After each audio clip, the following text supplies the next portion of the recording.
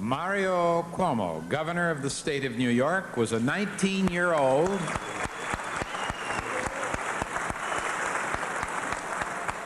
There's more to come.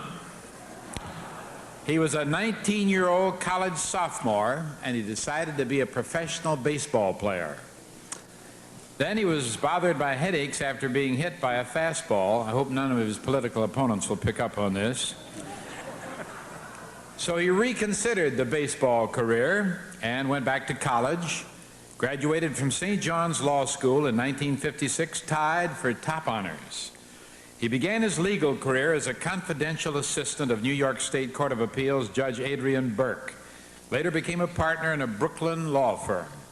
But in 1974, after an unsuccessful try for the Democratic nomination for lieutenant governor, he was appointed New York Secretary of State by Governor Hugh Carey. Then in 1978, he won election as lieutenant governor. In 1982, governor of the nation's most populous state. You all recall that fiery and wonderful talk, the keynote address at the 1984 Democratic Convention.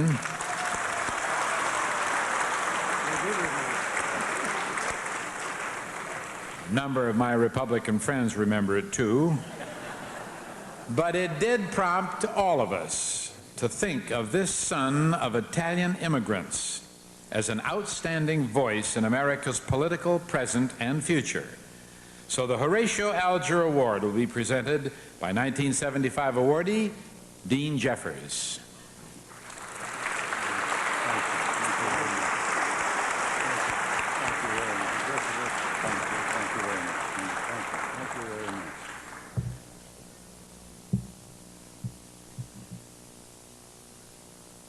Thank you very much for this really high honor. I'd like to do something different, if I may. I'm mindful that we should be brief, and I will, but I was asked to tell a short story about overcoming adversity or something in that category, and I haven't done that nearly as well as my father did. He was an immigrant who couldn't speak the language and wasn't educated even in his own language.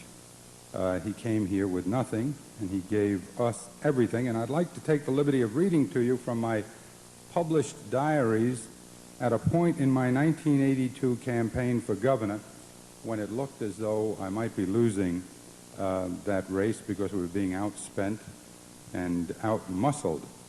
And this story says as much as I can about overcoming adversity, and it deals with my dad. October 22, 1982.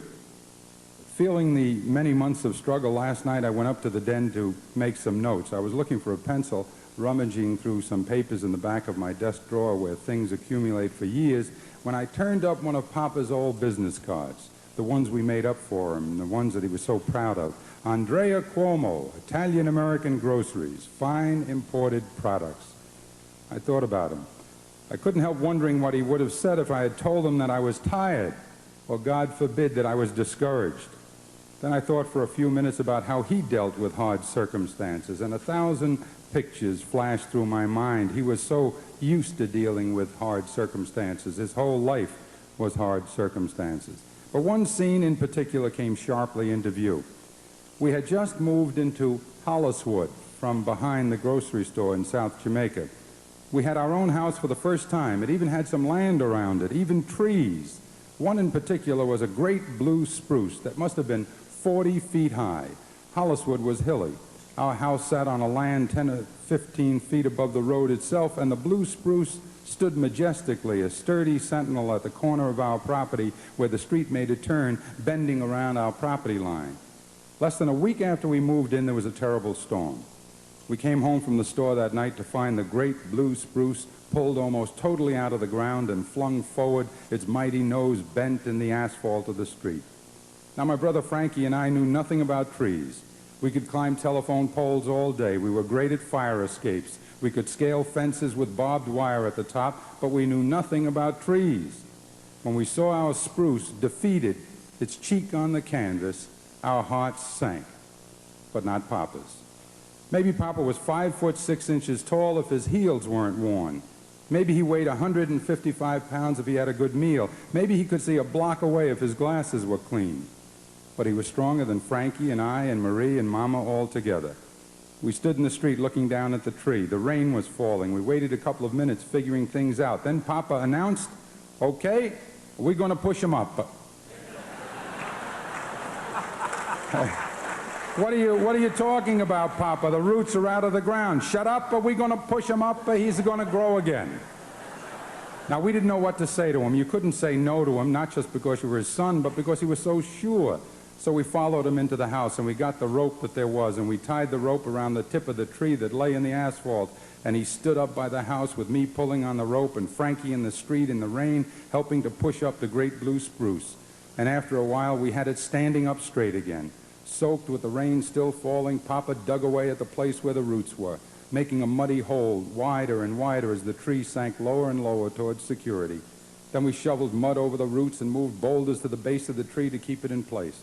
Papa drove stakes in the ground, tied rope from the trunk to the stakes, and maybe 2 hours later looked up at the spruce, the crippled spruce made straight now by ropes, and said, "Don't worry, he's gonna grow again."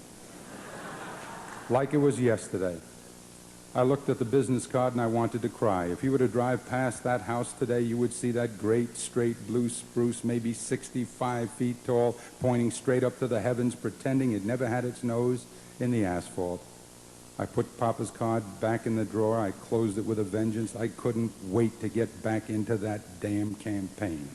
That's the end of the diary entry.